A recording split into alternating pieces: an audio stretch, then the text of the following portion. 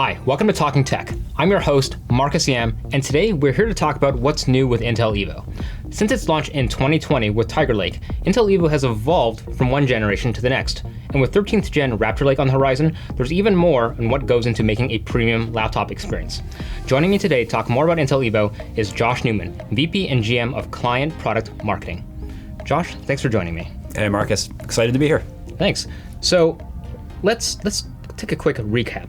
Intel Evo has been in the market for a few years now. What's the impact been on the industry and even just for consumers?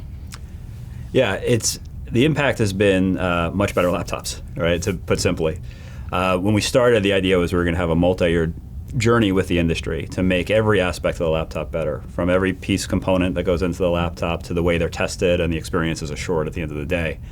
And most recently, we did some studies with consumers who purchased Intel Evo laptops and had them for 3 to 6 months.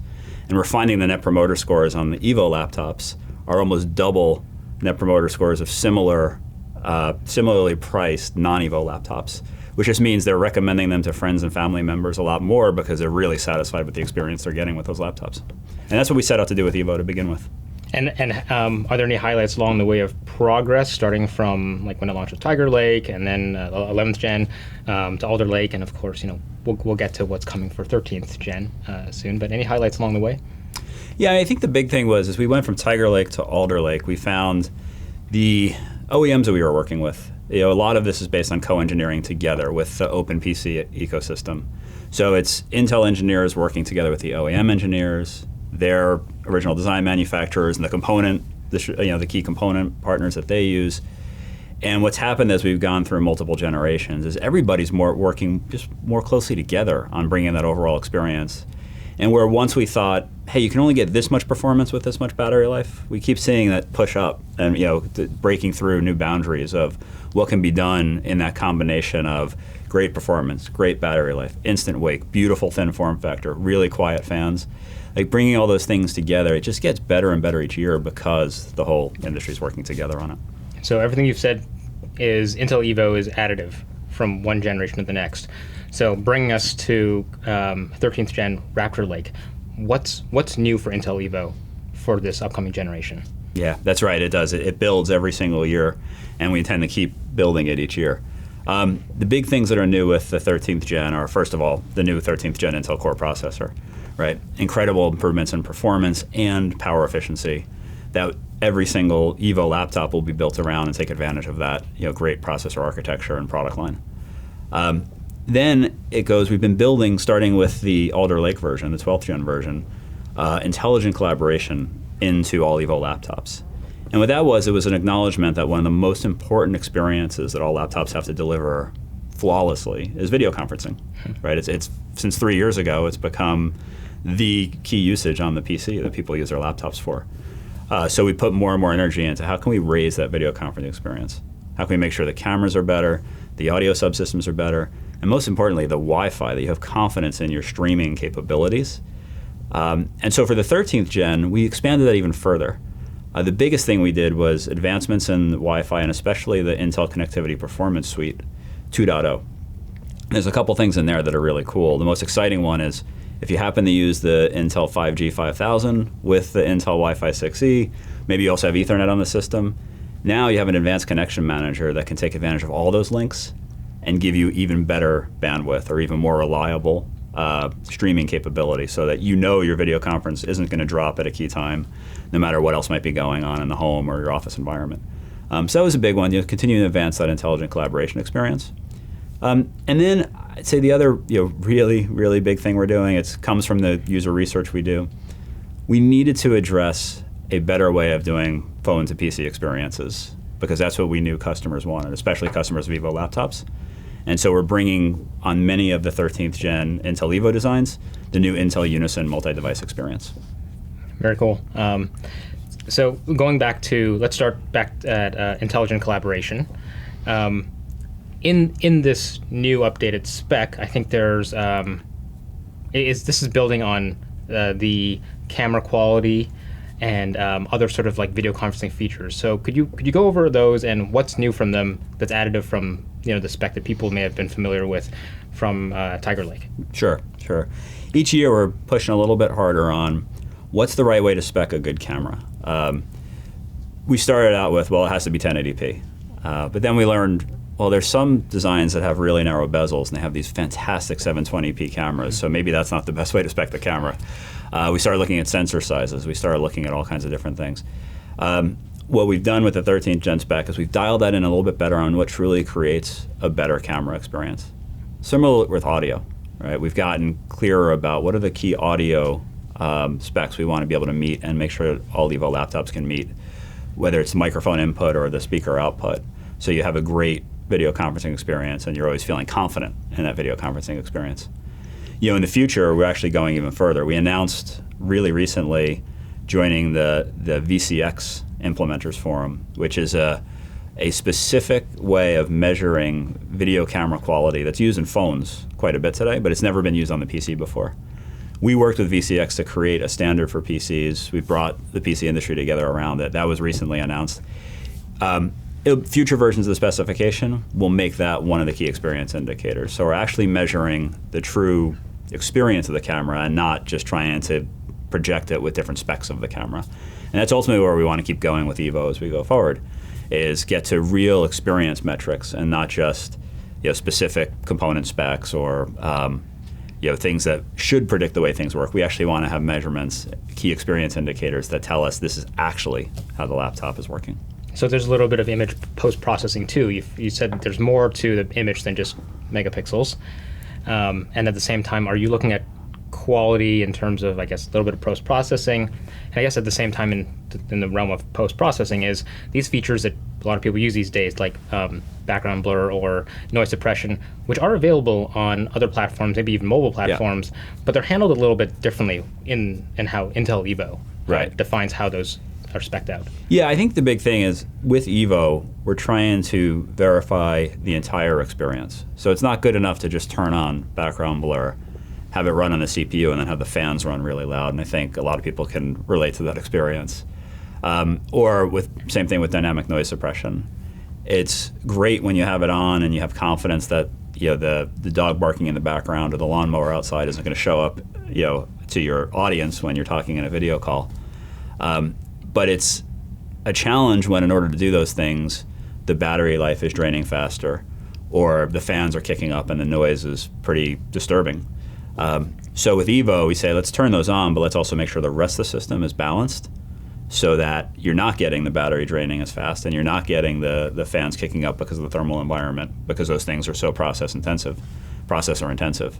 So we're bringing new accelerators into the platform. We're working with OEMs and working with software vendors to implement those capabilities, taking advantage of lower power accelerators.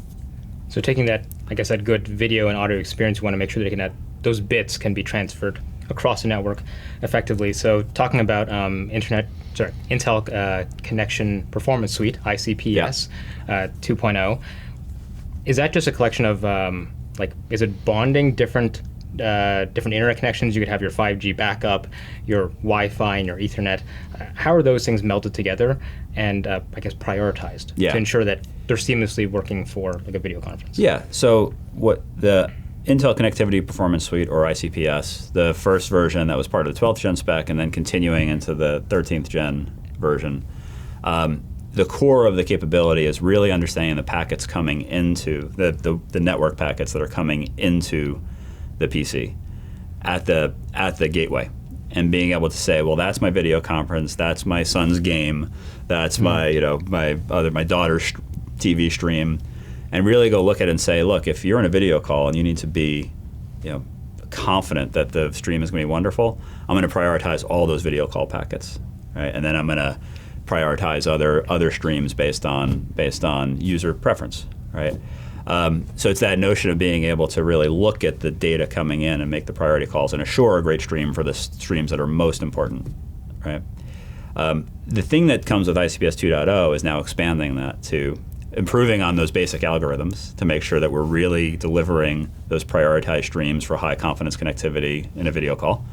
But now also bringing in things like this advanced connectivity manager that I mentioned, which is the idea that if you have multiple connections, if you have Intel Wi-Fi 6E plus Intel 5G 5000 plus maybe an Ethernet connection, now, right, ICPS 2.0 can take advantage of all those connections, right, and give you the best possible stream in really smart ways. The person using the laptop doesn't have to intervene at all. They just get it. If they're connected these different ways, it just happens kind of magically and just increases that confidence, which is the key thing we know people want from our research, is they want to know they're creating their best work with confidence, and when they're on video calls, they want to know they're projecting themselves with confidence and that they're coming across the way they want to come across.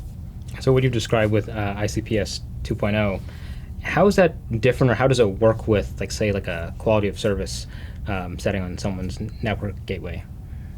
Yeah, so it's the key thing is ease of use with it. So at the client level, you have a lot of really simple controls you can have about selecting priorities or telling you if there's actually a better gateway in the house to switch to.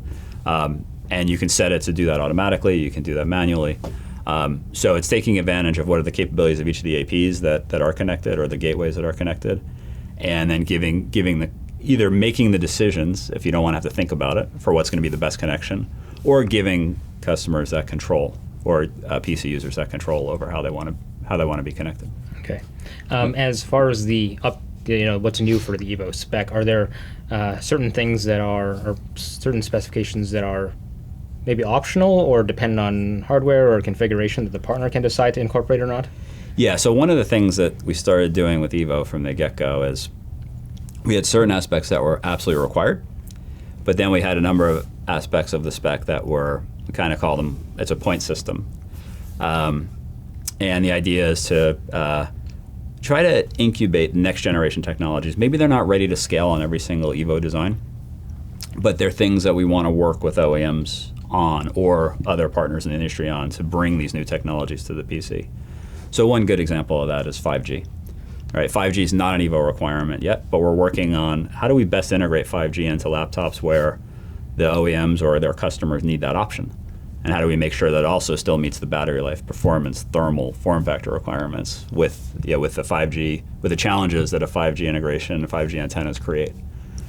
Another good example would be different things we do with sensors. There's all kinds of cool things you can do if you think about a rich display like an OLED 4K display. Well, that's a really power-hungry part of the laptop. It's adding quite a bit of power compared to a 1080p LCD display.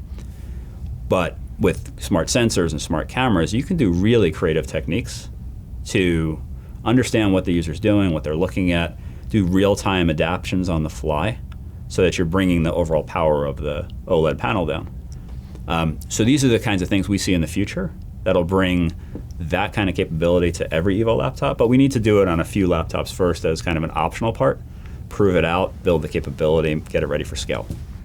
What you're talking about with, like saving power on a screen, or is there the other side of it, if you can detect the user being there, like proximity detection or presence detection, is that something that's being built in for power savings, or is that for just a user-friendly? Yeah, I mean, one of the things with that, when we did the first spec on 11th gen in 2020, we had one of the optional features was presence detection.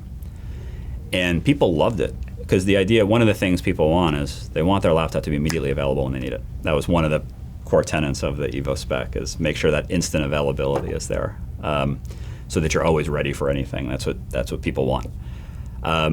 And so presence detection takes the next level. You put some cameras and sensors in the laptop that can detect when, the user's coming into the room. I will start the wake process ahead of time, so that by the time they sit down, I'm already awake. Conversely, if you're at a coffee shop and you're going to go run and get your refill of coffee, and you forget to lock your PC, right? It'll automatically detect, you walked away. I'm going to lock this up for privacy and safety. So that feature people really love. It comes with some added cost on how you do it, the fidelity of the understanding of whether the person is there or not. What we've done with the latest Wi-Fi, that's part of the 13th gen spec, is we now have a version of what we call Wi-Fi sensing. And what that allows you to do is just use the Wi-Fi that's built into the platform and actually do human presence detection. Right? So it's actually using the Wi-Fi signals, the Wi-Fi antennas. You don't need extra cameras or extra parts. And you can get that really delightful experience of, you walk up and it starts waking before you even sit down. Using to let Wi-Fi signals, not a camera? That's correct. Yep. Huh. So it's one of the cool things that we're able to innovate with on the the connectivity stack and with our Wi-Fi roadmap. Very cool. So there's a lot of focus on like what people can see on the screen. Is there anything about the audio experience that's new for 13th gen? Yeah, I think that not necessarily new for 13th gen. We continue to make sure that the specs of the audio output and the specs of the microphones going in, along with the dynamic noise suppression that is hardware accelerated. So again, you can filter out all of the background noise, have confidence that you're coming across no matter what chaos might be happening behind you, and be able to do that without the fan spinning up and the battery running way down. So that's an increasing part of all the 13th gen Intel Evo designs, is to make sure that experience is great. So a lot of these features, of course, are hallmarks of the what it takes to earn an Intel Evo badge on a laptop. But are partners able to to make their own customizations or spin on the software on how it's implemented? So, for example, I know that this technology is kind of baked into, say, like Microsoft Teams, right. But what if it's for like the ICPS 2.0 software? Is that going to be something that is clearly an Intel application, or is it baked into something deeper, or will they see it branded as part of this value-add software? Our approach with the software is, if it's an experience that's going to benefit from being really close to components that Intel develops, like the Wi-Fi, like the Bluetooth, like the processor itself, and we want consistency of experience, we're going to take a bigger role in the software that goes with it. And so ICPS and Unison are two examples of that. But where it's something that, hey, the experience can be delivered and it doesn't matter if the UI is consistent across, we really want to leave that to the OEMs and to software vendors and their software partners to deliver many of those experiences. So, for example, when we first started intelligent collaboration, we thought, well, let's have an Intel console or an Intel control panel to make sure we can deliver all of these great intelligent collaboration experiences. But that was at odds with Teams and Zoom, and maybe OEM A wanted to have their own sort of control panel, and we realized we weren't going to add unique value by doing our own Intel branded control panel. So we said, let's make sure we can enable the framework and the layers underneath so that other software can take advantage of it. And that's more often than not going to be the default approach. There'll be a couple places where it goes deep into our connectivity stack in order to make sure the experience is fantastic, where we think it's also important to own the software or to deliver the software user interface as well. Okay, so a lot of these new features, I want to go back to we mentioned the spec, or sorry, the first generation of Intel Evo, or at least the Intel Evo that debuted with Tiger Lake, and that, as I learned, goes back to the Project Athena Innovation Program, which was based off of real human-centric research, right. And that was kind of the how the spec came to be. Yep.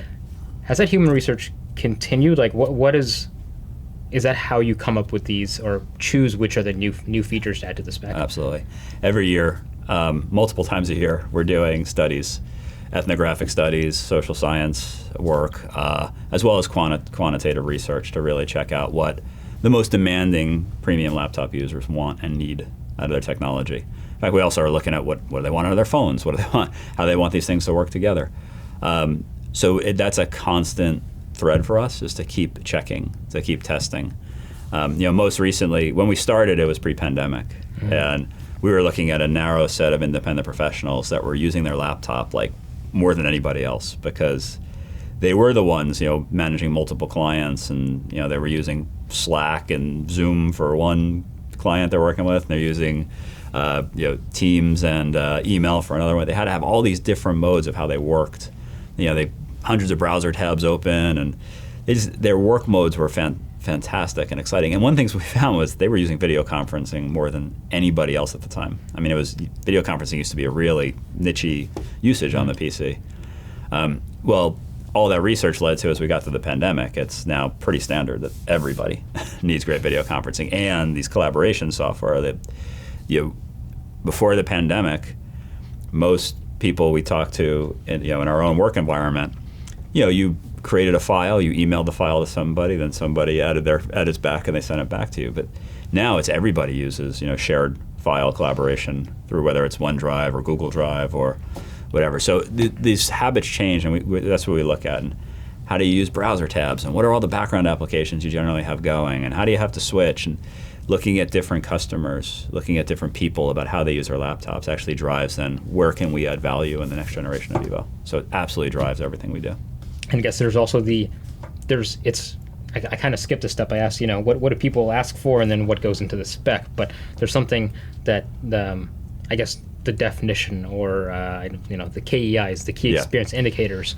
So, those KEIs are kind of the ways that you measure how, is something qualified as an Intel Evo platform? Does it kind of meet that bar?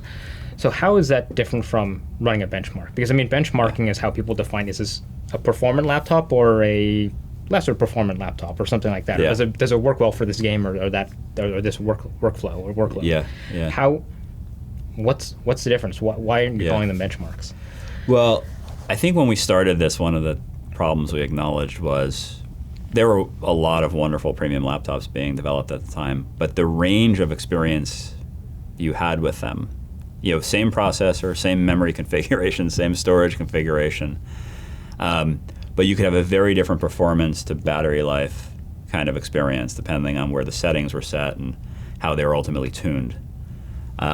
So they might have done very well on benchmarks, but when you actually put them in real life use, we saw very different ranges of how they responded to different workloads. And so we wanted to tackle that inconsistency. And what we found was, benchmarks are great. They're really important. They have a specific purpose. It's so that you have a kind of standard way of comparing new gen to old gen, vendor A's CPU to vendor B's CPU, right? And it's a really kind of sterile environment. It makes sure that you're removing all unnecessary variables so you can get a clearer picture of what's the capability of the processor or the architecture. But they don't represent real-life use, because one of the couple things you do when you run a benchmark to remove variability, you turn Wi-Fi off. You turn the screen brightness all the way down on many of the battery life benchmarks, right? Because you want to get rid of the variability of different screen technologies. You keep it all the same. Yeah. You make it so unrealistic because you're trying to drive consistency, not trying to drive realism. Trying to isolate that one thing. Really isolate the one thing. Exactly. It's kind of like running cars on test tracks, right? Versus are you really testing that on the roads and all different terrains, and how do they feel when they're loaded with your family and gear versus you're driving it alone? And so we wanted to take that latter thing on. We want to say, how do we do the more expanded testing? And by the way, really, really hard. Like when we first looked at it, we said, people don't do it this way because it's really hard. You're bringing the chaos into your testing on purpose. And the fact it basically makes it not repeatable. So you have to then bring statistical analysis into the mix as well. You have to deal with different Wi-Fi latencies in different labs and different geographies, and you have to you'll understand all those things so you can do real testing. But the idea of a KEI is, we look at, from our research, the background apps people typically have open. When you have 10 browser tabs open, even if they're minimized, they're doing all kinds of different things to the CPU in the background, and it's not the same from one time window to another time window because it just depends on what's updating. Totally non-deterministic. We turn the Wi-Fi on. We turn the screen brightness to 2/3 of the way up, which is a little more typical of what people do when they're on battery.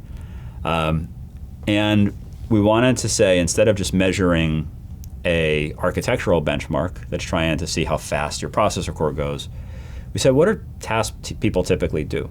Well, they typically open an application, or they print a file to PDF, or they switch from their calendar to their inbox. And so we looked at all of these micro tasks people do throughout the day while you had all this background stuff going on, while you're connected to Wi-Fi.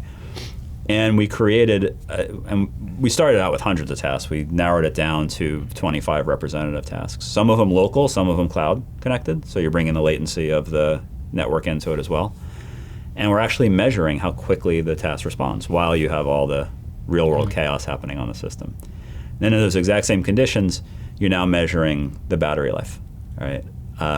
With the background applications and under typical workload. Day in the life workload to measure battery life. And so you're doing both tests under the same conditions, as opposed to, maybe to be able to claim a local video playback number this high, I might turn the performance slider way down, but when I want to test the performance, I'll switch it, right? So KEIs were designed to get rid of that kind of approach to benchmarking, which again has a purpose and is great, but to really try to get ourselves, get our OEM partners, and get the rest of the industry designing for real use and not just for benchmarks. So you mentioned, benchmarks, you kind of isolate one thing and it's very repeatable. And you're saying you're bringing the chaos in. But if someone's comparing, Intel Evo from OEM A to OEM B, is there any chaos in the testing and verification, or at that stage, are you saying these two laptops from different vendors, they actually both meet Intel Evo tested to the same standards? Is there any chaos in the testing, or is that? No, think of it as a pass-fail, right? So it's not like we get, hey, OEM A has a score of X and OEM B has a score of Y, therefore OEM B is better. It's really a pass-fail. We're trying to hit a certain responsiveness time, a certain battery life minimum. Many of them will go beyond them, right? Many of them will be faster, many of them will have even greater battery life. But the point of Evo is to kind of hit that combined, we call it the and, right? That you have both the responsiveness and the instant wake and the battery life kind of min bars that represent a really good experience with a laptop under what people will typically do with it and how they'll typically work. And by the way, each year that gets harder. So this is where the research comes in.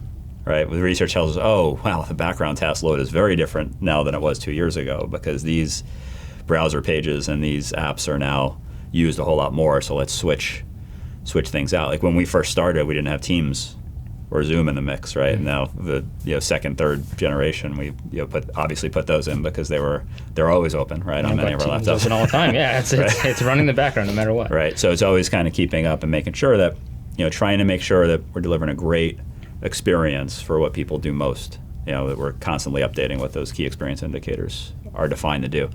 And then my point about the statistical thing is because from run to run, you will get different results. And so we'll run it, we start out doing 30 runs, and these runs take hours. So you're talking about labs and technicians that are constantly running these systems over and over again. But what's been really cool is as we've built up this expertise over 2-3 years now, is we now have predictive models too. So we're getting smarter. So we can see patterns and we can see, when a system behaves a certain way, that it's most likely to behave that way 2, 3, 4, 10 runs from now.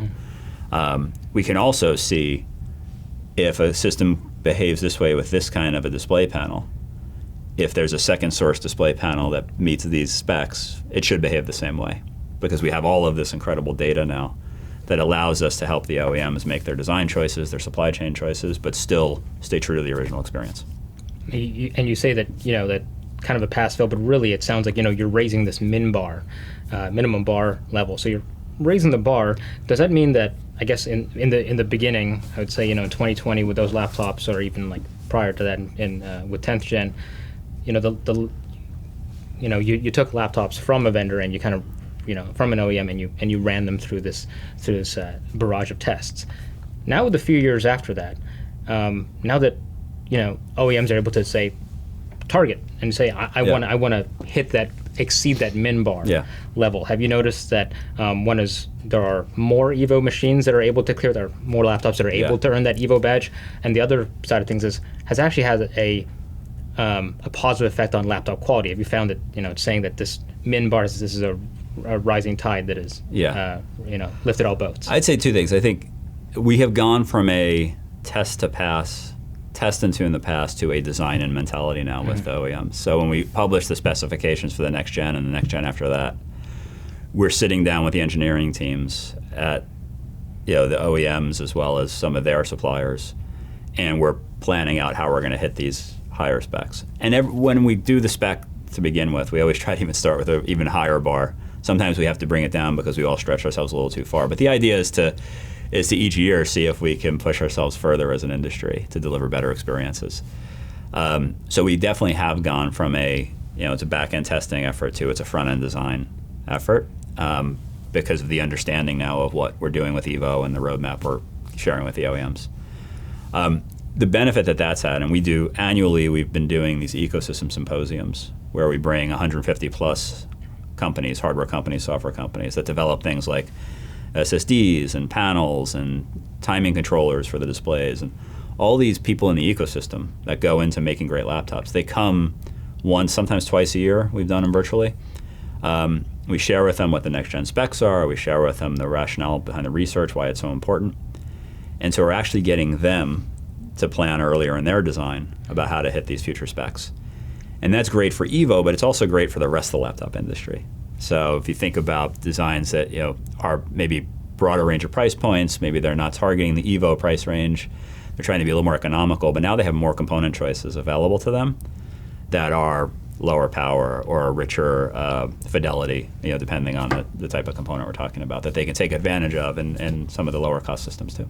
So when Evo debuted with Tiger Lake in 2020, it was all about thin and light laptops. But of course, there's, as with PCs, there's something for everyone, and some people who want a premium laptop experience may want, larger form factors, bigger screens, or maybe even more performance.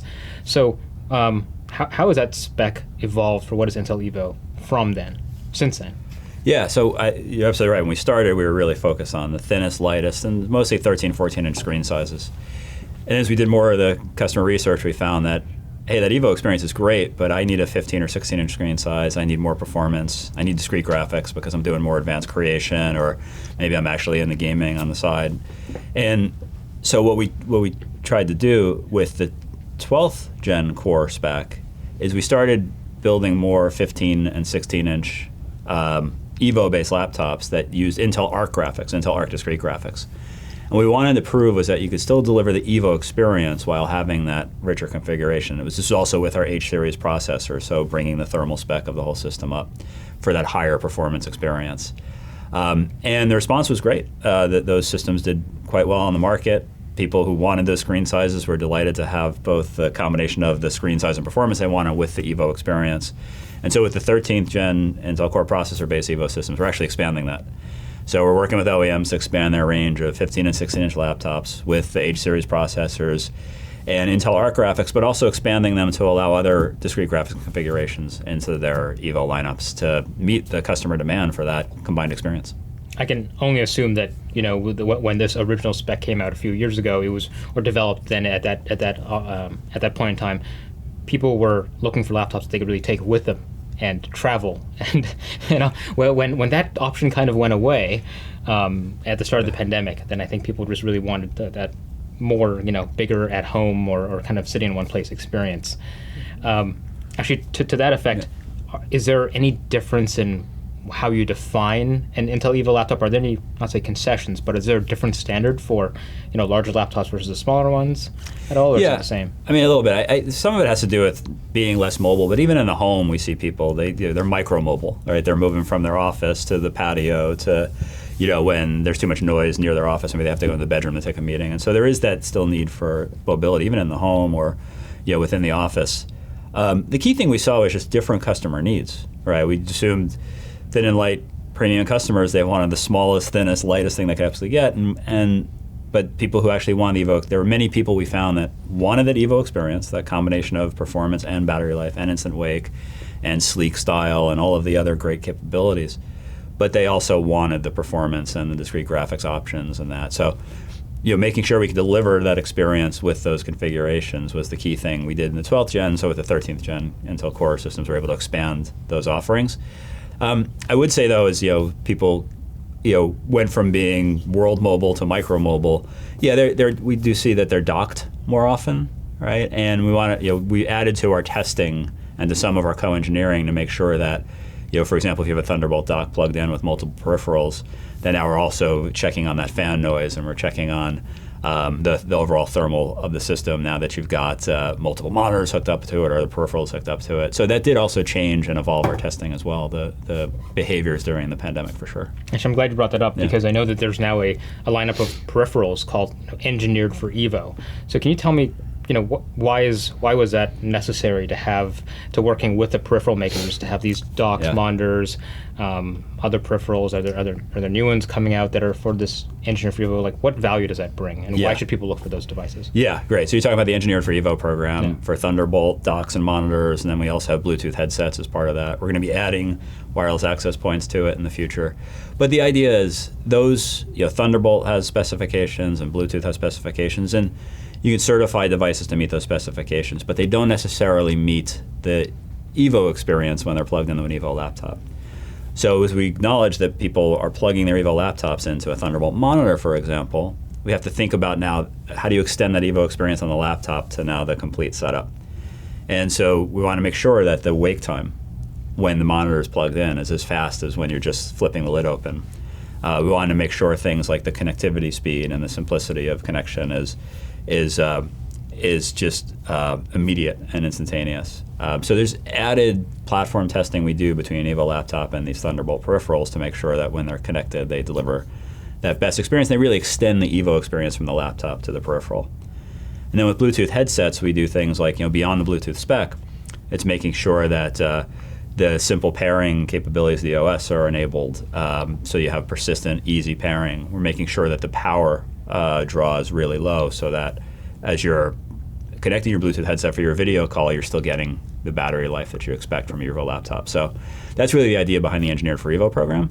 It's going beyond the base peripheral specs and making sure that when you combine it with an Evo laptop, you're still getting the combined kind of Evo experience in the connected scenario. So it's ensuring that, great premium laptop experience, but within that ecosystem. So, right. You don't have that, just kind of bringing that all together without a tight control of hardware and software in one ecosystem. You're able to take, step outside of that walled garden. That's and right. be able to get that assured experience. That's right. And it's another great example of the ecosystem stepping up. The peripheral vendors that are participating are just super excited to be able to have a clear spec and have Intel support to do the testing and make sure that they can make their products better. And then through that, we can market the Engineered for Evo so people can find them and select the best possible peripherals for them. Okay. I want you to show me something kind of cool. I actually haven't seen a demo firsthand of Unison, and for someone like me, I've got, like I said, I got Microsoft Teams running in the background. People IM me there, but I also get text messages, I get WhatsApp messages, and it's so easy for me to get a message and I get distracted on my phone because I get another notification and I'm looking at something else. So I know one of the big features of Intel Unison is that it kind of brings it all, and I could just kind of stay on my one little setup without getting distracted by something cool that I see, like a cat photo or something like that, a cat picture. All right, cool. So let's. I happen to have an Intel Evo laptop here with Unison loaded, and I have my trusty phone, which would normally be in my pocket while I'm working. But what you see here is this is the Unison user interface, and first thing I'm showing you is this is the gallery. So the pictures you see here are actually the pictures that are in my phone galleries. As I take new pictures on my phone and the phone syncs to the PC, you'll see them actually just automatically show up in the gallery. Then you can drag and drop them and do all kinds of great things. The other thing I'm showing here is the notification pane. So one of the things that this does is it brings all your phone notifications right into the PC. And what's cool about that is if you use a messaging app, if you use Facebook Messenger or WhatsApp, you can actually get those here through the notifications panel. So if you're not using your straight SMS texting, but doing this, it's a great way to keep in touch there without having to pull your phone out of your pocket. But one of the other things that people want the most, we know they want the most, is that while they're working and people are texting them, they want to be able to stay in their flow and maybe get back to people as quickly as possible. So you've got my phone number. Why don't you send me a quick text and we'll show you how that works. Sure.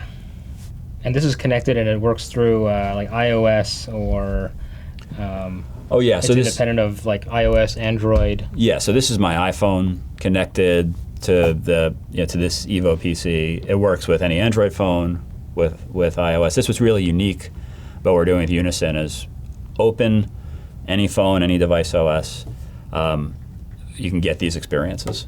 Okay, so sending a message now. All right, see that now? So it came right up.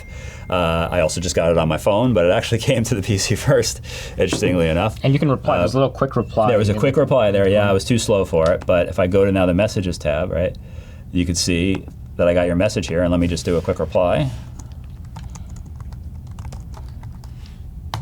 All right.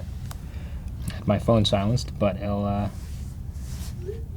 I see. All right, there you go. I asked you what's for lunch, and you said you're having a salad. I'm having a salad. That's right. That's okay. right. I need the health focus. So, but yeah. So that's texting, notifications. It also can do phone calls, which is a really cool feature. Without taking off your headset. Without taking off your headset, you could be. I actually found it really cool. I was in my hotel room once, kind of catching up on email in between meetings, and I had my phone was across the room, and my wife called, and I didn't have to get up and get the phone. I could answer it right on the PC with the PC mic and speaker. So. Oh yeah, no headset. You could even just talk like a speakerphone. Absolutely. And then you can also do file transfer. So if you have some files on your PC that you want to get over to your phone, like let's say you got a presentation that you want to get over to your phone so you can review it in the Uber, right? Oh, you just drag and drop that, right? I just drag and drop that, right? Explorer. And it showed up right here. In fact, I could do it right here from the browse files, and I'll pull this in here, and let's do that. And then open, and then there it just showed up just like almost instantaneously. Right. Okay. Yeah. And is that happening? Is it going to the cloud, to the phone, or is it peer to peer? So one of the really unique approaches that we have in the Unison architecture is that it's using multiple connections, right? And it's going to use the best connection. And this is the point about, because Intel's delivering so much of the components and the drivers and the firmware of the connectivity stack, whether it's Bluetooth, Wi-Fi, 5G, or cloud. Right, it'll use the best connection. So sometimes it'll go peer-to-peer for fast file transfer, for the fastest performance. Other times, like let's say you walk into a coffee shop and your PC might be on the coffee shop Wi-Fi, but your phone is still on 5G. It'll still work because now it'll just use the cloud. All right, so they don't have to be directly connected on the same Wi-Fi IP. So if you're sending yourself a bigger presentation, it's really just the limit of how much bandwidth you have at that moment. Yeah. Okay. Yeah, I mean, the connections will vary based on exactly which connection type you're using. It'll always try to configure the fastest connection, especially when you're sending a big presentation. So this isn't, there have been other attempts at making this work. So I know that, there's the link to phone that works with Android phones and Windows. But this, we just demonstrated with iOS devices. How is this different from, other software that tries to do kind of the same thing? And some of them are limited to just messages. I know there's there's a web portal for some of the messages that are just for kind of like one, this one web portal to this one messaging platform. But this has file integration. But how is this differentiated? Yeah, the idea is to make it as seamless as possible in one place, independent of the phone you use. So the big thing that makes it different is it works with any Android phone or any iPhone, right? Which many of the solutions out there today will work with some Android phones. Many can work with a lot of Android phones, but there really aren't any that work on a Windows PC with an iPhone as seamlessly as this, right? And so that's a big part of it. The second thing is their architecture, taking advantage of the connectivity stack layers that Intel develops into Evo PCs, whether it's Wi-Fi, Bluetooth, our cloud connections. These are things that we're able to optimize and continue to make better, and also debug. We have a massive validation infrastructure we put behind this to look at Android and iOS devices, go back a few OS versions and make sure we keep up with the latest OS versions, and that we can make quick fixes, bring quick updates to the software.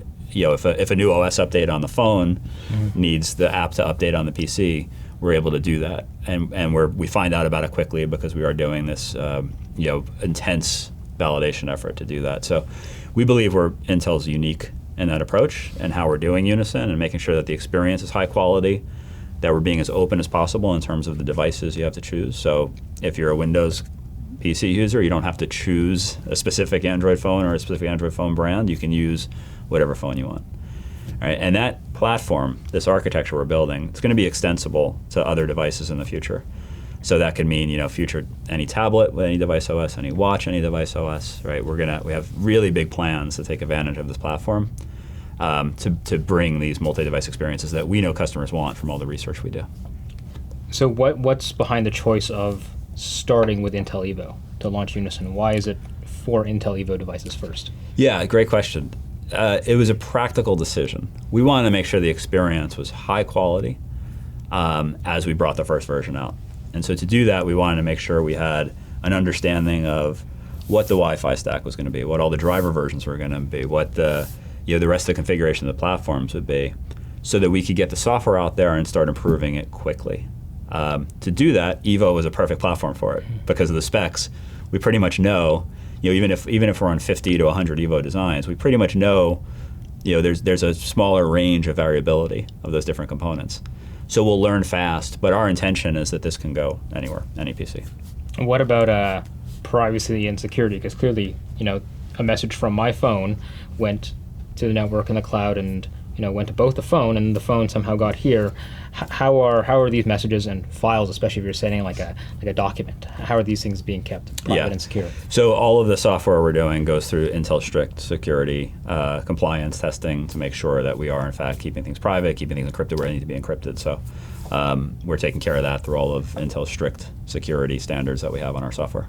Okay, very cool. Is this just like one version of Unison, or is this going to be a continuously evolving feature set? Because you've shown me, text messaging and calling that you could use this kind of as another speakerphone. Yep. And file sharing, both ways on both.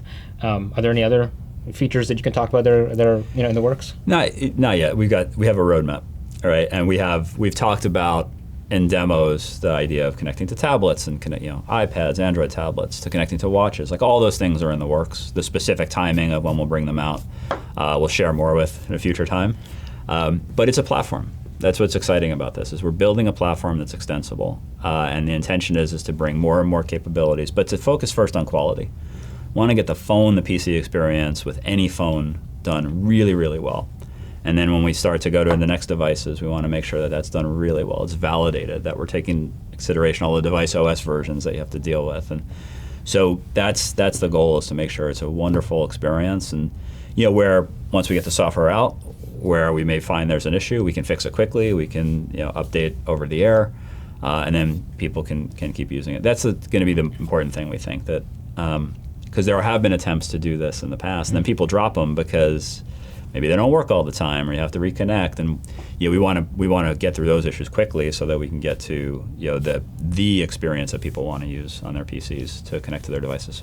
Okay, obviously, you mentioned a few times you really want this high quality experience. So Intel Evo is very focused on like premium laptop experiences. Unison being one of those key features. So I mean, the PC. Well, the great thing about PC market is there's something out there for everyone, and at different price points. So we focus a lot on like really the premium end. What's new and what's upcoming for the other part of the segment, more the entry level or the value oriented side of things? Yeah, I'll just do a quick update on that. We actually, one of the other cool things that we're coming out with at the beginning of the year is the new Alder Lake N platform, and it is really designed for entry level PCs. Think $250 to $400. But what's really important about this new N series product line is it was designed in mind for that even people who are shopping for a more affordable PC range, they still need some key experiences. They need video conferencing. They need great connectivity. And so it's not just about designing for the lowest cost. It was about architecting a new processor that specifically delivers those experiences, even in the lower end of the PC price ranges, so that we can deliver these experiences to everybody. And so that's what we'll find in the new Intel processor N series class products.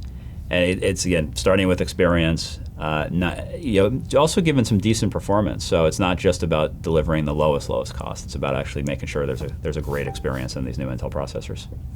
And you're saying this is the Intel processor. This is the first time this is being used, because I know that in this segment, the segment we had using the brands Pentium and Celeron, longtime Intel brands. What's happening to those? Yeah, great question. So yes, these are going to be branded Intel processor N100 and N200.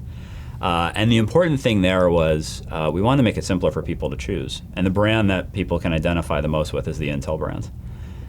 So when we were using Intel Celeron and Intel Pentium, that maybe was complicating the buyer journey a little bit in terms of where do these things stand, which one's better. We want to make it really simple and just say, look, it's in this price range. You're going to get a great experience. It's connected to the Intel brand, and that's what our focus was. So that's why we decided to make that brand change for this generation. And you're saying price range, like what is there a number that you can attach to kind of where the value comes in? Yeah, I mean, generally speaking, you're probably talking about $250 to $400 notebook range, but there'll be outliers, I'm sure.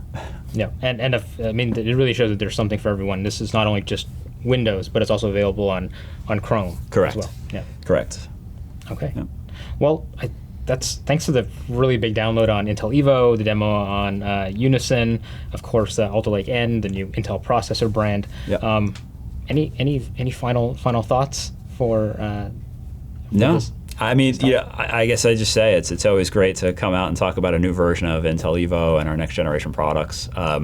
This is another installment of an annual cadence that we're on to keep making the best laptops better and better each year, and to do it with the open PC industry, right? Like, this is the power of all of the companies that are participating in the open PC ecosystem, all that innovation. If we can harness that and we can keep the focus on a clear set of experiences that we all need to deliver, then all these companies together can certainly do better than what a single company can do on their own. And so that's the real key thing about Evo, is really trying to galvanize the power of the open PC industry. So love to get to talk about it, and I appreciate you having me on here.